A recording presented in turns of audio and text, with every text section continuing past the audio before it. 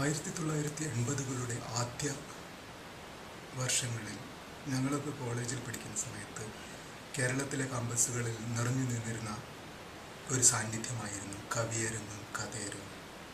ബാലചന്ദ്രൻ ചുള്ളിക്കാടും കരിപ്പുഴ ശ്രീകുമാറും ചൊല്ലിയ കവിതകൾ ഏറ്റുചൊല്ലാൻ ആർത്തിയോടെ കാത്തിരുന്ന ഒരു സംവേദന തലം തന്നെ എല്ലാ ക്യാമ്പസുകളിലും ഉണ്ടായിരുന്നു.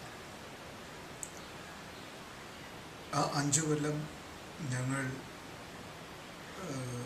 സ്വന്തം ജീവിതത്തിലെ സുവർണ കാലഘട്ടമായി എന്നും മനസ്സിലേറ്റിക്കൊണ്ട് നടക്കുകയാണ്. കഥയരങ്ങുകളും കവിയരങ്ങുകളും ക്യാമ്പസുകളെ വിട്ടുപോയോ എന്ന ഒരു സംശയത്തിലാണ് ഇന്ന് ഞങ്ങളെല്ലാവരും ഇരിക്കുന്നത്. ഇന്നും ബാലചന്ദ്രൻ ചുള്ളിക്കാടിൻ്റെ കവിതകളുടെ CD-കൾ എവിടെയെങ്കിലും കണ്ടു കഴിഞ്ഞാൽ അതൊന്ന് എടുത്തു നോക്കാനുള്ള മനസ്സ് ഇന്നും കൊണ്ട് നടക്കുന്നുണ്ട്. പ്രവാസികളായി ഒരുപാട് കൊല്ലം അലഞ്ഞു തിരിഞ്ഞിട്ടും അതിനൊരു മാറ്റം ഇതുവരെയും വന്നിട്ടില്ല.